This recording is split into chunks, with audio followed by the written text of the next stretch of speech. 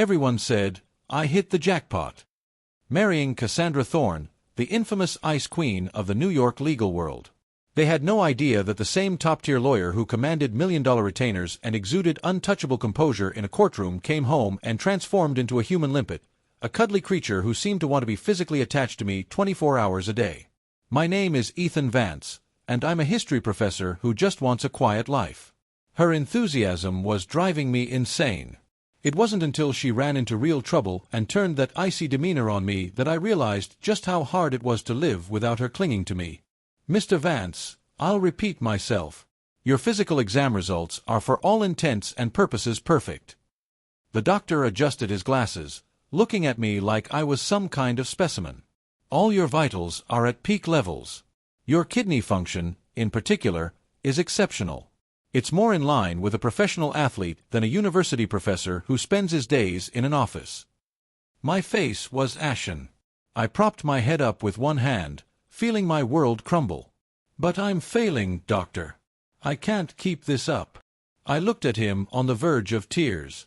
I feel completely drained, like my soul has been vacuumed out. My mind is foggy. I almost misquoted the date of the Gadsden Purchase in a lecture yesterday. If this continues, I'm pretty sure I'm headed for a premature death. The doctor tapped his pen on the desk, his tone growing serious. Mr. Vance, the failing you're describing and the exceptional results on this report are clearly two different things. When you say you feel drained, what exactly are you referring to? I took a deep breath like a man heading to the gallows and lowered my voice. Doctor, I'm married. My wife, she's incredibly passionate. Passionate? He paused. Oh, a healthy marital life is a good thing. Many people wish they had that. No, this isn't healthy. This is a unilateral campaign of attrition, a dual assault on my mind and body. I almost shot out of my chair. My wife, Cassandra Thorne, have you heard of her? Recognition dawned on his face. The Ice Queen of the legal world. Of course, you see her on the news all the time. Composed, professional, and iron-willed. My cousin's firm hired her for a corporate litigation case. Said she was an absolute force of nature. That's her. I slapped my thigh. Everyone thinks she's an iceberg, a queen of frost and stone. But nobody knows that when she comes home, she's a volcano. A volcano that could erupt at any moment. My mind involuntarily flashed back to last night. I had just finished prepping my lesson plans and was carrying a mug of chamomile tea into the bedroom, looking forward to 30 minutes of quiet reading before bed. The moment I pushed the door open, a long, slender leg shot out from behind it, hooking around my waist. Before I could react, the woman who commanded courtrooms in custom-tailored suits and 3-inch heels, the woman who could silence an opponent with a single glance, was clinging to me like an octopus, wearing nothing but one of my white button-down shirts. "Honey, you're back. I've been waiting for you," she whispered, her warm breath tickling my ear. Her voice was a soft, sultry purr. The mug in my hand trembled, nearly spilling everywhere. "Cassie, can you let go for a second? I have an early lecture tomorrow," I tried to reason with her. "I know," she murmured, nuzzling my neck like a kitten. "That's why we should get to bed early." She put a heavy emphasis on the word bed. What followed could not be summarized by the word bed. It was a long, protracted battle where all logic and reason were thrown out the window. When the battle finally ended, I felt like I had just run a marathon. She, on the other hand, was like a fully charged perpetual motion machine, her eyes bright as she watched me, looking like she was ready for another round. "Doctor, do you understand?" I buried my face in my hands. I, Ethan Vance, am a history professor. My life's ambition is peace, tranquility, a cup of tea in my hand as I watch the clouds roll by. But ever since I got married 3 months ago, my life has become a battlefield. My wife, Cassandra Thorne, is a legal legend. We met at a guest lecture series at Columbia Law School where she was a speaker. She stood at the podium in a perfectly tailored black suit, her oracle and her logic impeccable, transforming dry legal statutes into a fascinating narrative. I thought to myself then that this woman was beautiful, beautiful like a snow-capped mountain meant to be admired from a distance. Later, we were set up on a few dates through our parents, who were old acquaintances. I assumed a titan like her would never be interested in a quiet, boring academic like me. To my shock, after a few meetings, she agreed to the arrangement. The day we signed the papers at City Hall, I was in a daze. I thought our married life would be one of mutual respect and quiet coexistence. She'd be busy with her career, I with my research. We would be the most familiar of strangers living under the same roof. Who could have possibly predicted that? That on our wedding night, my nightmare, no, my blissful life, would begin. That night, I nervously stepped out of the shower to see her standing with her back to me by the floor-to-ceiling window, dressed in a silk robe. The moonlight draped over her, outlining a perfect silhouette. She looked like a painting. I thought, this is fine. To have a wife like this, even in a quiet life, is more than I deserve. I tiptoed to the side of the bed, ready to slip under the covers.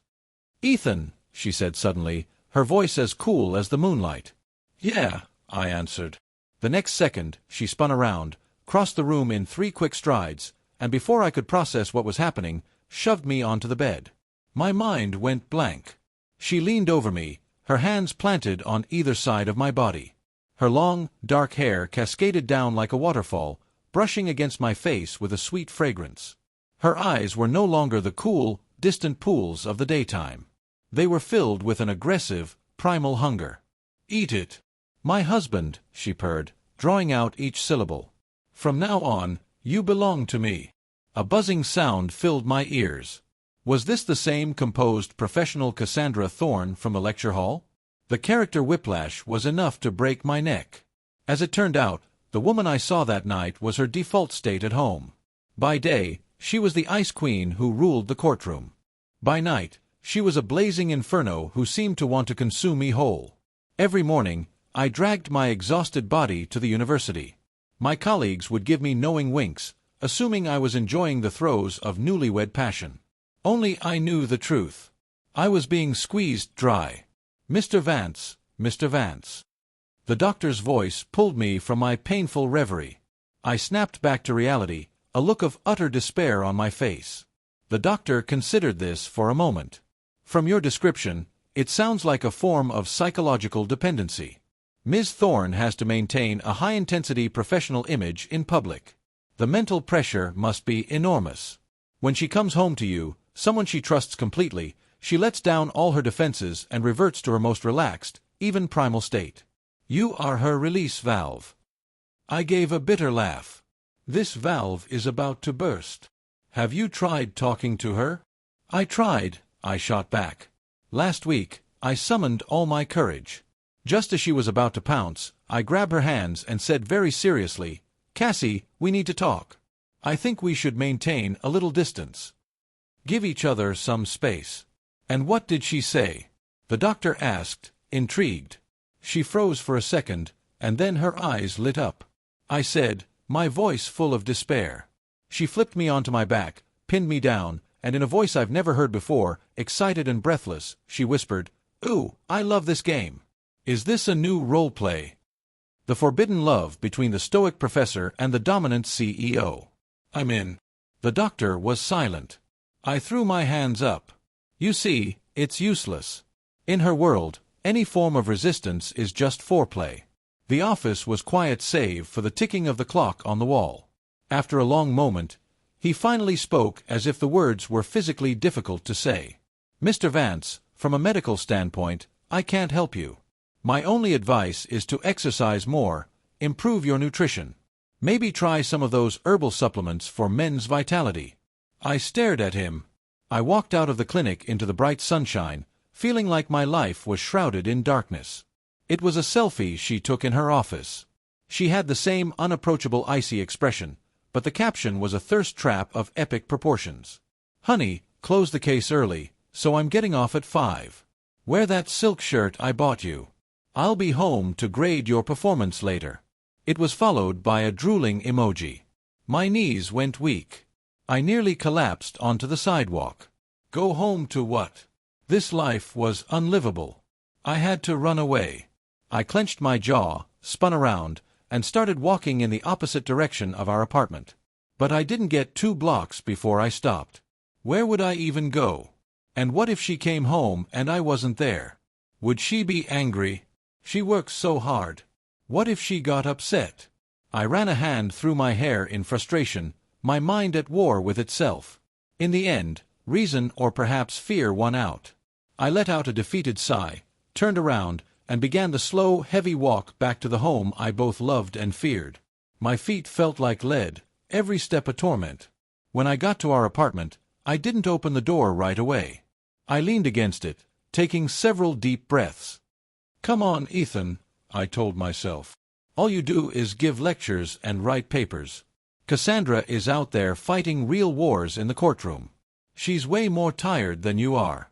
Can't you just be a little more understanding when she wants to unwind?" I tried to build up my mental defenses. But the moment I pictured her eyes blazing with that insatiable fire, those defenses crumbled into dust. "Okay, face the music. We'll be." With a trembling hand, I put the key in the lock. Click. The door swung open into a dark, quiet foyer. Huh. She's not back yet. A wave of euphoria washed over me. Yes, I could have a peaceful evening to myself. I slipped off my shoes, humming a little tune as I walked into the living room, ready to brew a pot of Earl Grey and watch a documentary on the Byzantine Empire. Just as I passed the sofa, a shadow launched itself from behind it, tackling me onto the plush area rug. Surprise! Cassandra's face, alive with a mischievous grin, appeared above me. She was straddling my waist, looking down at me like a triumphant little devil. "You said you were getting off at 5. I yelped, my heart hammering against my ribs. "I lied." "Silly," she said, tweaking my nose before leaning in close, her voice a breathy whisper in my ear. "I came home early just to surprise you. Honey, your performance review. Can we start now?" Staring up at her impossibly beautiful, bewitching face, I closed my eyes in resignation. My plan to run away was over before it even began. This was destined to be another sleepless night. The next morning, I was jolted awake by the relentless assault of my alarm clock. I struggled to sit up, feeling like my back and legs belonged to someone else. The spot next to me was empty, though still warm. The sound of the shower running came from the bathroom. Clearly, the human dynamo was already up and at it. I braced myself against the wall as I walked into the bathroom. The man in the mirror looked pale and haunted, with dark circles under his eyes like a character from a post-apocalyptic story. Cassandra emerged from the steam, wrapped in a towel. Seeing my ghostly appearance, she walked over, her expression softening with concern as she cupped my face. "Honey, were you too tired last night? It's all my fault." Her words were apologetic, but her eyes, sparkling and vibrant, held no remorse. They were filled with the satisfied glow of a predator who had just enjoyed a hearty meal. What could I say? I forced a smile that felt more like a grimace. "No, I'm fine. I can handle it. A man can never admit defeat." "Well, hurry and get ready. I made you breakfast," she said, planting a kiss on my forehead before flitting off toward the walk-in closet. I watched her energetic form disappear, then looked back at my half-dead reflection and sighed. On the dining table was a beautiful breakfast spread, fresh squeezed orange juice, toast, bacon, and a steaming bowl of something with a very strong earthy smell, along with a bottle of Vitality Boost supplements placed pointedly next to my plate. My eye twitched. Cassandra had already changed into a sleek gray power suit, her hair pulled back in an immaculate bun. Her makeup was subtle but sharp, her red lips full, her gaze focused. The siren from last night had vanished, replaced by the undefeated queen of the courtroom. She sipped her coffee while scrolling through the news on her tablet. "Honey, I made you a special ginseng omelette. Eat up. It'll help you recover." I silently picked up my fork, feeling like every bite was a mixture of my own blood, sweat, and tears. "Oh, by the way," she said, suddenly looking up, "there's a legal aid charity gala tonight. I need you to come with me." "A gala?" My scalp prickled. I hated those events. A room full of people in masks of civility, exchanging meaningless pleasantries. "I have a faculty seminar tonight," I tried to hedge. "Cancel it," she said, her tone leaving no room for argument. "You're my husband. If you're not my date to these things, who is? It's settled. I'll have my assistant drop off a tuxedo at your office this afternoon." With that, she stood up and grabbed her trench coat. As she reached the door, she turned and beckoned to me with a crooked finger. I walked over, resigned to my fate. She stood on her toes, gave me a quick chase kiss on the lips, and then her expression instantly reverted to the cool mask of professionalism. The warmth in her eyes vanished, replaced by a detached chill. "Wait for me at home." Slam. The door closed. I collapsed into a chair, letting out a long, slow breath. Being with her was like riding a roller coaster. 1 second, you're soaring in the clouds, the next you're plunging into an abyss. It was enough to give a man a heart attack. That afternoon, her assistant delivered the tux as promised.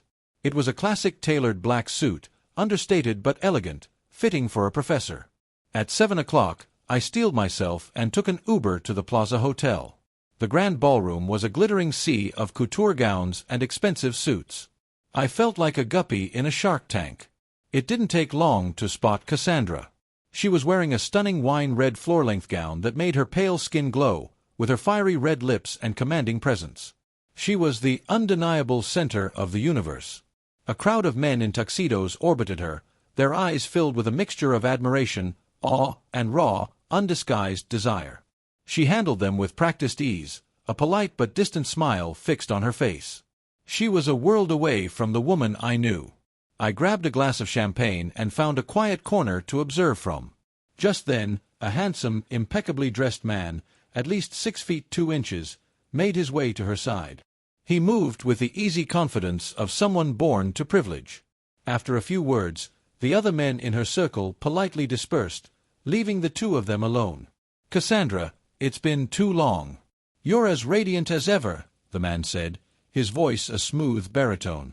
Cassandra's smile lost some of its warmth. "Julian, you're too kind. I heard you took on that messy Sterling coal case. How's it going? Any interest in joining forces? The two of us together. We could make the entire New York bar tremble," he said with a meaningful smile. Cassandra's lips curved into a faint sneer. "No, thank you. I prefer to work alone." "Always so independent," he said, unfazed. His gaze roamed over her, bold and possessive. "I heard you got married. I must admit, I'm dying of curiosity. What kind of man could possibly conquer our Ice Queen?" Cassandra's eyes scanned the room and quickly locked onto me in my corner. She waved me over. In that instant, every eye in the ballroom, including Julian's, turned to me. I felt a hot flush creep up my neck like I was being roasted on a spit. Swallowing hard, I made my way through the crowd.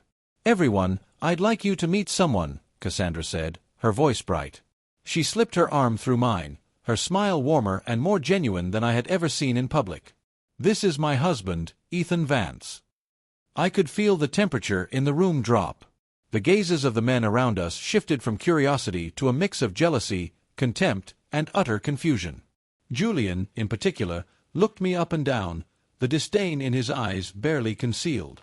"Ah, so you're Mr. Vance.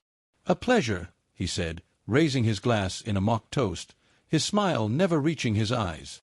"You seem very scholarly, not like one of us common folk." I heard the barb in his words, but had no desire to cause a scene. I just nodded politely. "Mr. Croft." "Ethan is a history professor at Columbia," Cassandra said, a note of pride in her voice as if she were announcing he'd just won a Nobel Prize. "History?" Julian raised an eyebrow in feigned surprise. "How quaint. Must be a relaxing line of work. Not like our world. All blood and guts. I'm sure someone as refined as Mr. Vance finds us all dreadfully boring." The insult was so thick you could cut it with a knife. Cassandra's face hardened, but before she could speak, I gave her hand a gentle squeeze. I smiled at Julian. "You're too kind, Mr. Croft. History might be buried in dusty old books, but those books contain the wisdom of ages, the patterns of rise and fall. Studying history can provide clarity. It might even be useful in your blood and guts profession. After all, many of history's greatest battles were won not with brute force, but with strategy." My tone was calm and measured, gentle, but firm.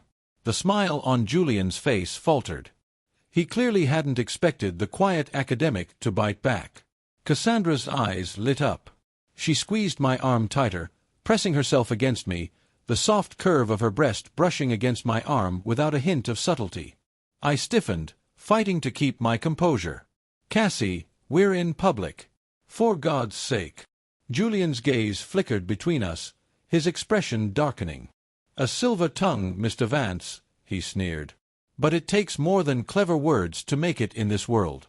A woman like Cassandra needs a man who can shield her from the storm, not a bookworm hiding in an ivory tower, muttering about the past." That was a low blow. Before I could respond, Cassandra had had enough.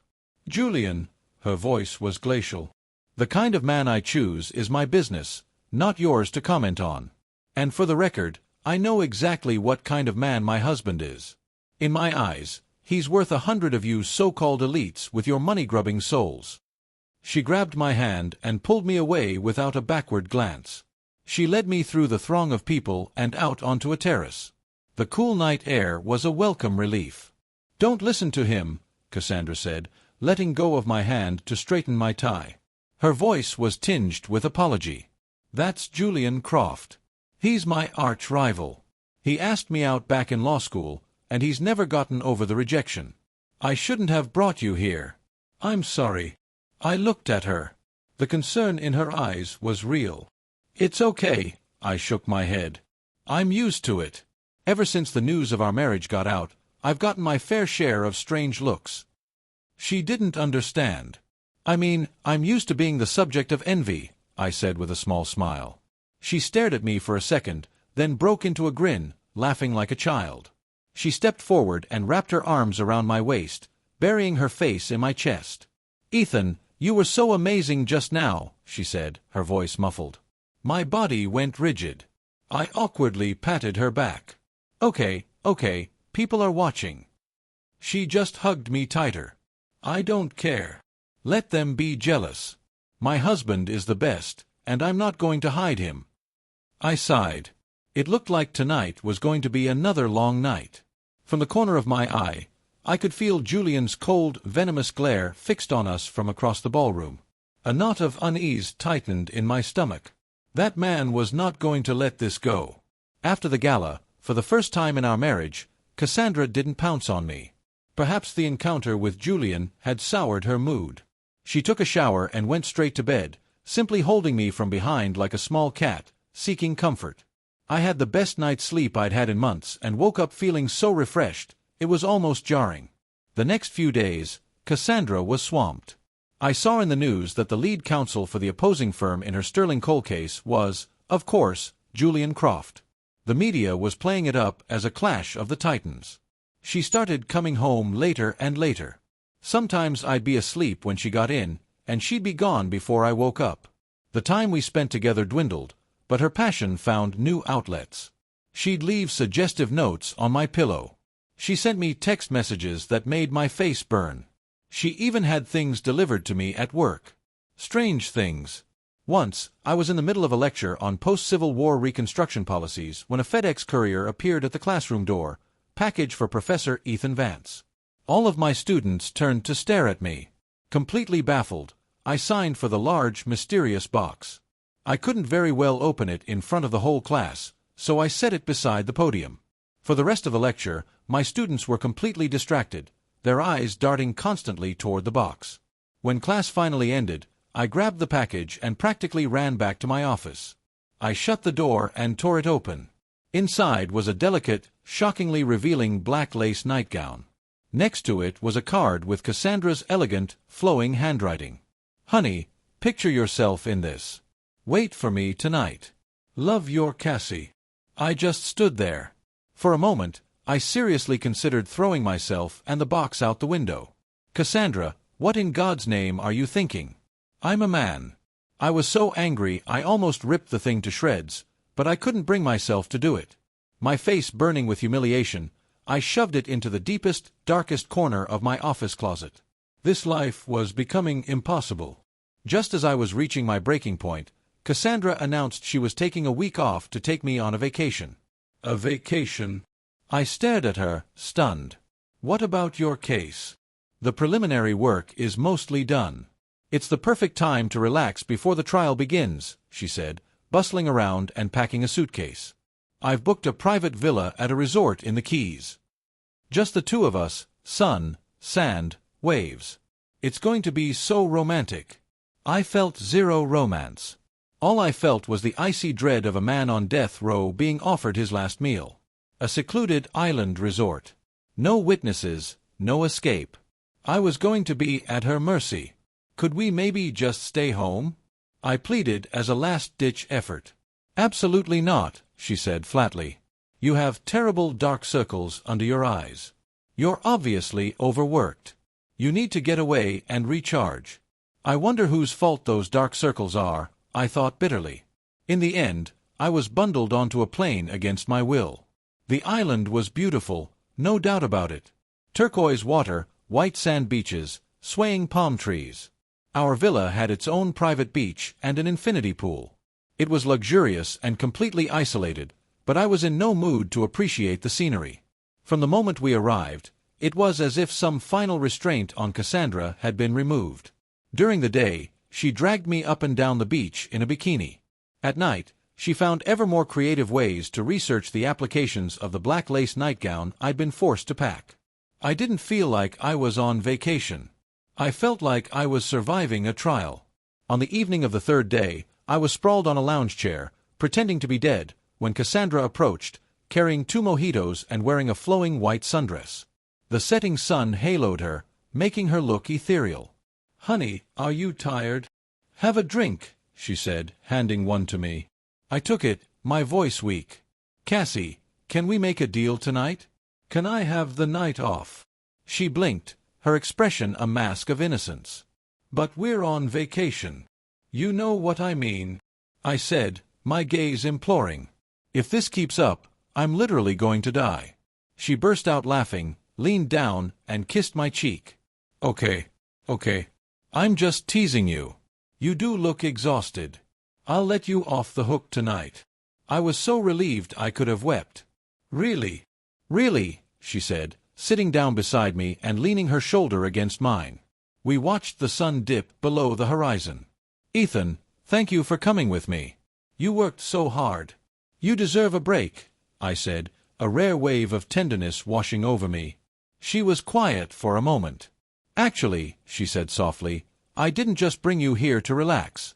"Oh, I needed to escape," she confessed, her voice barely a whisper. "The Sterling Cole case. It's tougher than I thought. Julian is like a snake, always finding the most venomous angle of attack. I'm not sure I can win." It was the first time I had ever heard her admit to any kind of weakness. In my mind, Cassandra was always confident, always powerful, always invincible. A pang of protectiveness shot through me. I took her hand. "It's okay. You'll figure it out. You always do." She squeezed my hand back, burying her face in the crook of my neck like a child seeking shelter. In that moment, all my frustration and exhaustion melted away. Maybe her relentless, almost frantic need for me really was just a desperate search for a safe harbor. Just as the moment turned warm and intimate, a voice shattered the peace. "Cassandra, fancy meeting you here on vacation." I turned my head and saw the smirking face I had come to despise, Julian Croft. He was dressed in casual white linen, his hair perfectly coiffed, that signature, sickeningly confident smile plastered on his face. Cassandra's body went rigid. She sat up straight, the vulnerability vanishing from her face, instantly replaced by the familiar mask of the Ice Queen. "What are you doing here?" she asked, her voice cold enough to freeze the balmy air. "Business trip in the area. I heard the views here were nice, so I thought I'd check it out," Julian said, his eyes landing on me with a challenging glint. "Never expected to run into you and Mr. Vance. It must be fate." I stood up, moving to stand slightly in front of Cassandra, my eyes locked on him. This was no coincidence.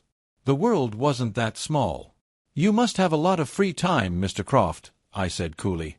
"With such a big case about to go to trial, that's where you're wrong." "Professor," Julian chuckled, "it's precisely because I have everything under control that I have time to relax. Unlike some people who run away to a tropical island to find a moment's peace. But you can't run from what's coming." His words were like daggers, aimed directly at Cassandra's heart. Her face went pale. "Julian, what do you want?" "Nothing," he said with an innocent shrug. "Just want to give you a friendly reminder, Cassandra. You're going to lose the Sterling coal case. But if you come to me now, beg for my help, maybe for old time's sake, I'll let you walk away with some of your dignity intact." "In your dreams," she seethed, her body trembling with rage. "Then I'll see you in court," he said with a shrug, turning to leave. He took a few steps, then looked back over his shoulder at me. "And a word of advice, Professor. A man who hides behind a woman's skirt, a kept man, can't protect her. Everything you're enjoying right now will vanish the second she fails. I hope you'll be able to live with yourself then." He walked off laughing. Cassandra stood frozen, swaying slightly on her feet. I quickly put my arm around her. "Cassie, don't listen to him. He's just trying to get in your head." She didn't speak, just bit her lips so hard I was afraid she'd draw blood. Her eyes filled with a vulnerability and confusion I had never seen before. Our romantic getaway was ruined. We packed our bags and were on a red-eye flight back to New York that night. On the plane, Cassandra didn't say a word. She just stared out the window into the blackness. I knew a real storm was coming. Back home, Cassandra was a different person. She no longer clung to me, no longer teased me, no longer even spoke to me. She locked herself in her home office, burying herself in case files day and night. The light under her door was often still on when the sun came up. I'd bring her food, and she'd either ignore it or take a few absent-minded bites. We became, in the truest sense of the word, strangers living under the same roof. When we passed each other in the hallway, her eyes were vacant, as if she were looking right through me. The king-sized bed felt like a continent, a vast, empty space between us. At first, I'll admit, I felt a sense of relief. I could finally get a full night's sleep. I had time to myself to read and prepare for my lectures, but the relief quickly faded, replaced by a profound and hollow loneliness. I realized I wasn't used to it. I wasn't used to the silence. I wasn't used to the empty space beside me in bed, the absence of her warm body. I wasn't used to waking up and not finding one of her silly, loving notes. The apartment felt cavernous and terribly quiet. Without even noticing, I had grown accustomed to her torment. Her passion, her clinginess, her very presence had become an essential part of my life. Now that she had withdrawn it all, a part of my world had collapsed. One night, I got up for a glass of water and saw the light still on under her office door. On an impulse, I poured a glass of warm milk and pushed the door open. Cassandra had fallen asleep at her desk, slumped over a mountain of documents. Her brow was furrowed in a deep, worried frown. She looked exhausted. I walked over, quietly placed the milk on her desk, and took off my cardigan to drape over her shoulders. Just as my hand was about to touch her, her eyes flew open. "Who's there?" She shot up like a cornered animal, her eyes wild and defensive. When she saw it was me, the alarm in her eyes instantly turned to ice. "What are you doing in here?" I held up my cardigan. "I saw you were asleep. I didn't want you to get cold." "I don't need it," she said flatly. Her gaze fell to the glass of milk, and her frown deepened. "Take it with you, and don't come into my office again without my permission." Her tone was colder than if she were speaking to a stranger. My heart twisted. It was a physical pain. "Cassie, you get out," she interrupted, her voice trembling almost imperceptibly. I stood there, looking at her pale face and the bloodshot veins in her eyes, a storm of emotions churning inside me. I silently picked up my cardigan and the milk and backed out of the room. The moment the door clicked shut, I heard a soft, muffled sob from inside. My world tilted on its axis. That bastard Julian, what had he done to her? The next day, for the first time in my career, I called in sick. I spent the morning online searching for every piece of news about the Sterling coal case. The more I read, the sicker I felt. The online narrative was completely one-sided. Dozens of anonymous sources were leaking stories accusing Cassandra of using unethical tactics, even hinting at evidence tampering. An army of trolls on Twitter and Reddit was painting her as a greedy, soulless monster. They had even dug up information on me, calling me a trophy husband who was only a professor because of his wife's influence. The posts included my photo and the name of our apartment building. I read the vile comments, my hands shaking with rage. This was a coordinated attack, and there was no doubt in my mind who was behind it: Julian Croft. He wasn't just trying to beat her in court. He was trying to destroy her reputation, to ruin her completely. It was despicable. I couldn't just sit back and watch this happen. Cassandra was my wife. I couldn't let her be bullied and broken. Julian had called me a kept man who couldn't protect her. A year ago, those words might have cut me deep, but now all I wanted was to prove him wrong. My name is Ethan Vance. I'm a history professor. I may not have his money or his power, but I had my own way of fighting. I took a deep breath and logged into Columbia's academic databases and several international library archives.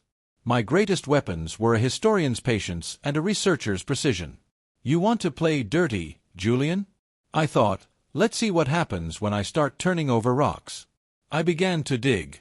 Julian Croft, Ivy League Law School, clerked for a famous judge, undefeated since he made partner. I pulled up every major case he'd ever argued. A pattern emerged. Julian was a master of manipulating the media and exploiting procedural loopholes. He didn't win by being a better lawyer. He won by playing mind games, by attacking his opponents outside the courtroom until their nerve broke. And that's exactly what he was doing to Cassandra. The smear campaign seemed random, but when I mapped it out, all the accusations pointed to one thing: a key financial report Sterling Cole had provided to Cassandra. Julian's entire strategy was to convince the world that this report was a fabrication. If he succeeded, Cassandra wouldn't just lose the case. She could face disbarment and even prison time for presenting false evidence. It was a vicious, brilliant move. But how could I prove the report was authentic? I wasn't an accountant or a lawyer. The complex data meant nothing to me.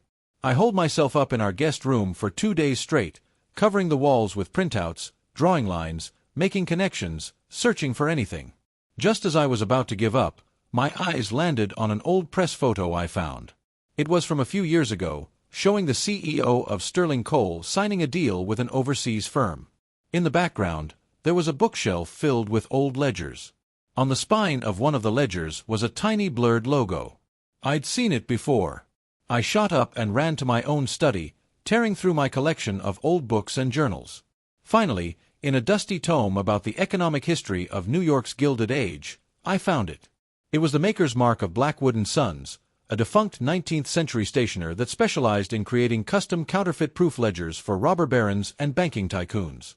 They used a proprietary paper and ink that, under specific light frequencies, would reveal an invisible watermark. Could it be? A wild theory began to form in my mind. I immediately called my old friend Dave, a curator at the Met. Dave, I need a huge favor. I need you to look up the formula for a specific type of Gilded Age security ink. Dave was confused by my frantic, out-of-the-blue request.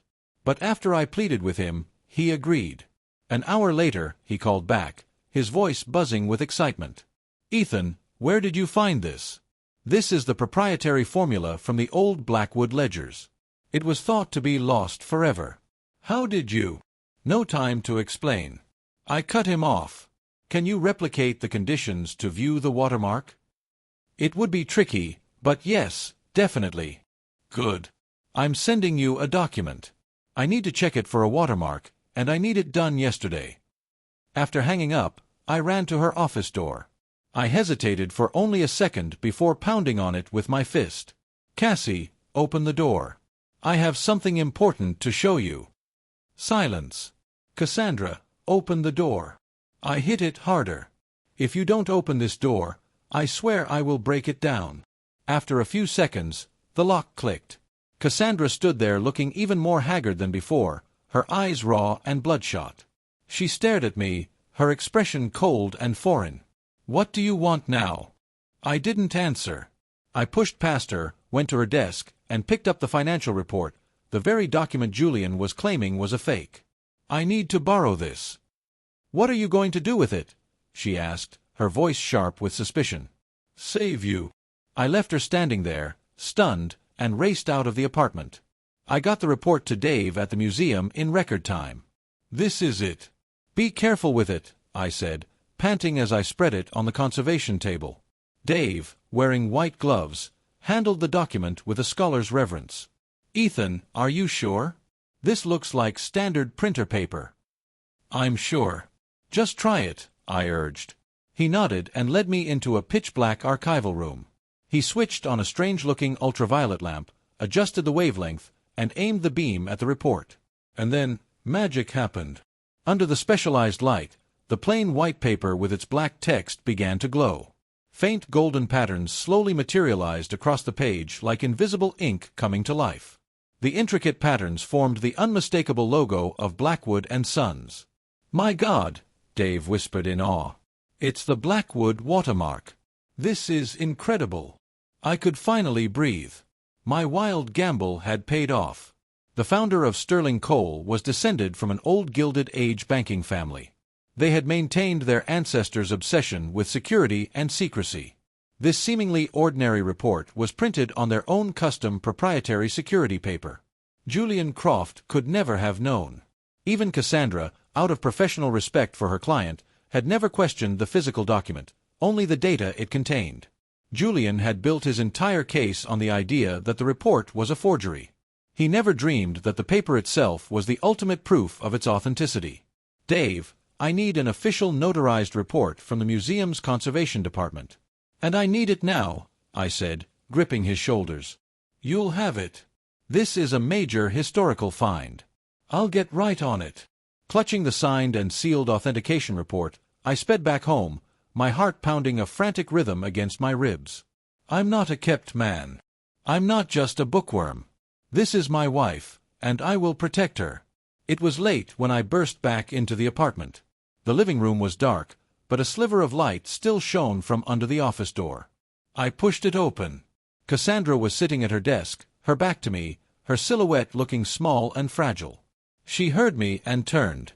A flicker of something, confusion, hope, crossed her face before the icy mask slipped back into place. "You're back." I didn't speak. I walked straight to her desk and slapped the museum's authentication report and the photos of the glowing watermark down in front of her. "Read it." Cassandra frowned. Her curiosity piqued. She picked up the report. As she read, her eyes grew wider and wider. When she saw the photos, her famously unshakable composure finally shattered, replaced by an expression of pure, unadulterated shock. She shot her head up, her lips trembling. "What? How is this possible?" "Sterling Coal's founder comes from the old Van Horn banking family," I explained calmly. "They've been using their ancestral security paper for generations. That report is physically impossible to forge. Julian Croft's entire case is built on a false premise. He's lost." I said it simply, like I was stating a historical fact. The room was filled with a deafening silence. Cassandra just stared at me, her eyes slowly welling up, turning red. The impenetrable fortress of ice she had built around herself began to crack and splinter. "Yep." She tried to speak, but her voice caught in her throat. After a long moment, she finally managed to whisper, her voice trembling, "Why would you help me after how I've treated you?" "Because you're my wife," I said, looking her directly in the eyes. "Julian was right about one thing. I'm just a quiet professor. I can't give you $1 billion fortune or an empire. But Cassandra Thorne, you listen to me. As long as I'm alive, I will never let anyone hurt you. Anyone who tries will have to go through me." As the words left my mouth, the dam broke. Cassandra's tears finally came, a flood of emotion she could no longer contain. She threw herself into my arms, sobbing like a lost child who had finally found her way home. All the pressure, the fear, the loneliness, and the despair of the past weeks came pouring out. I held her tight, letting her tears soak the front of my shirt. I had never seen her like this, so completely vulnerable. Even the strongest queen needs a harbor where she can lower her shields, and I was her harbor. She cried for a long time until she was exhausted, her sobs quieting in my arms. She looked up, her eyes red and swollen, her voice thick. "Ethan, I'm so sorry. I placed a finger on her lips. "Don't say anything. I understand." She used her passion to feel secure, to confirm I was still there. When the crisis hit, she used her coldness to push me away, afraid of dragging me down with her, determined to face it alone. This stubborn, foolish woman. "From now on, you don't face anything alone," I said, cupping her face in my hands. If the sky falls, I'll be there to help you hold it up. And if I can't, I'll be right there with you when it comes crashing down." A small, watery laugh escaped her lips, even as tears still clung to her eyelashes. "That's a terrible metaphor." She gave my chest a weak punch, a gesture that was more of a caress. "So, are you going back to work in here?" I asked. She shook her head, wrapping her arms around my waist and burying her face in my chest. "No," she mumbled. "I want to sleep with my husband." I smiled and scooped her up into my arms. She let out a small gasp and instinctively looped her arms around my neck. "It's late. We should get some rest," I said, a meaningful glint in my eye. A deep blush spread across her face all the way to the tips of her ears. "You," she stammered, hiding her face in my shoulder. I carried her into our bedroom. That night, there was no frantic passion, no desperate conquest. There was only a deep, unending tenderness. We were each other's solace, each other's home. On the day of the trial, I took a personal day and sat in the gallery. Cassandra stood before the judge, dressed in her lawyer's robes, her gaze steady and her presence commanding. The Queen was back on her throne. When Julian's legal team once again presented their evidence, the financial report was a fabrication. Cassandra just smiled faintly. She didn't argue. Instead, she petitioned the judge for a technical demonstration to be performed in the courtroom. When Dave, the museum expert, walked in with his specialized equipment, and when the supposedly fake report began to glow under the UV light, revealing its unique counterfeit-proof watermark, a collective gasp went through the courtroom. The color drained from Julian Croft's face. He stared at the glowing document, his expression a mask of horror and disbelief. He had lost, and he had lost spectacularly. The rest was a formality. Cassandra's counterattack was swift and brutal. She not only won the case, but immediately filed a countersuit against Julian for defamation and malicious prosecution. Facing evidence of witness tampering and presenting fraudulent claims, Julian was disbarred. His career was over. When we walked out of the courthouse, the sun was shining. Reporters swarmed around Cassandra, a barrage of flashing cameras and shouted questions. She ignored them all. Her eyes scanned the crowd and found me. She walked straight toward me and, in front of everyone, stood on her toes and gave me a long, deep kiss. "Honey," she said, her smile radiant. "Let's go home." I smiled back, took her hand, and held it tight. After the storm, life seemed to return to normal, but something fundamental between us had changed.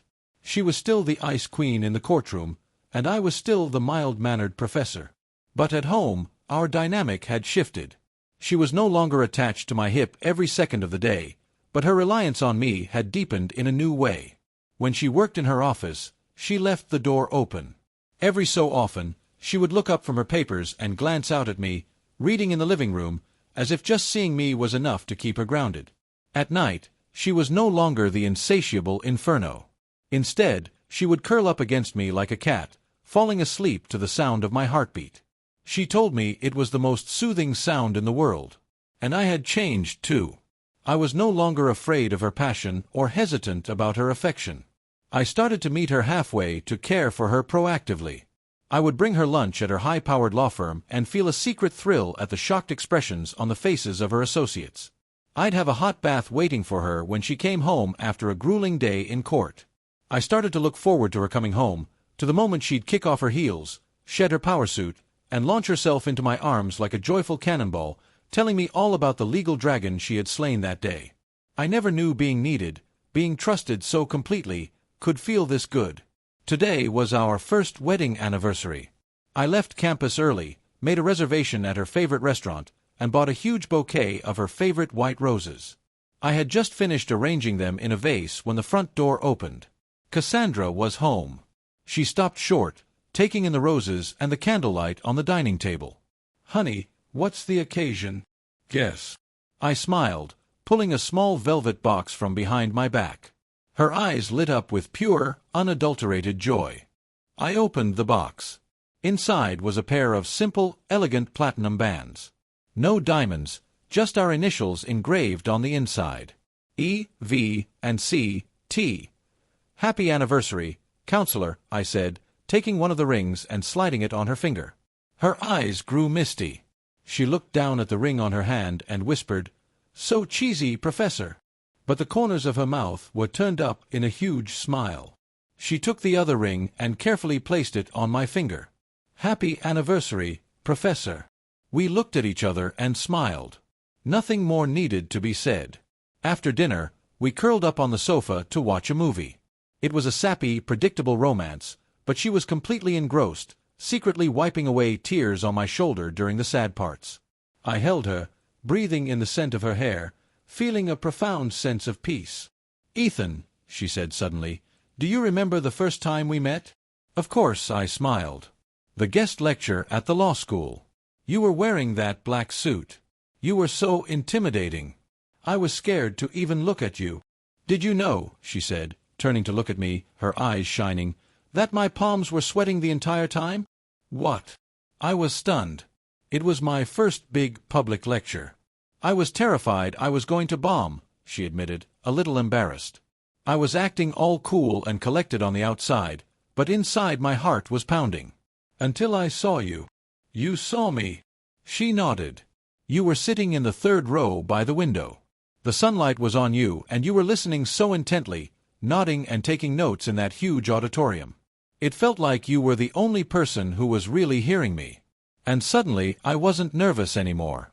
I never imagined we'd had that connection before we even knew each other. So when our parents set us up and I saw it was you, I said yes without a second thought," she said, snuggling closer. "I just had a feeling that you were a man who could make me feel safe." A wave of immense tenderness washed over me. I leaned down and kissed her forehead. "And do you feel safe now?" "What do you think?" she whispered, her eyes turning sultry. She tilted her head up and met my lips with her own. This kiss was different from all the others. It wasn't demanding or possessive. It was slow and deep and filled with a bone-deep intimacy. When we finally broke apart, she was breathless, her cheeks flushed. "Professor," she breathed into my ear, her voice a seductive whisper, "I hear all those vitality supplements you've been taking can have some serious side effects if you don't find a proper outlet." I paused for a second, then groaned, half in exasperation, half in amusement. "And what do you propose?" "I propose," she said, her eyes dancing with mischief as she hooked her arms around my neck, "that you let your loving wife, Counselor Thorne, help you with your stress relief." Looking down at the bewitching, beautiful woman in my arms, I laughed. Some things I supposed would never change. But I wasn't afraid anymore. I shifted my weight, gently rolling her on her back and pinning her beneath me. I looked down into her eyes, which were shining like a galaxy of stars. "All right," I whispered, my voice slow, "but this time we'll see who's relieving whom." Outside, the moonlight poured through the window. Inside, the night was just beginning. I knew with a certainty that settled deep in my bones that my life with my Ice Queen lawyer would be anything but quiet, and I wouldn't have it any other way.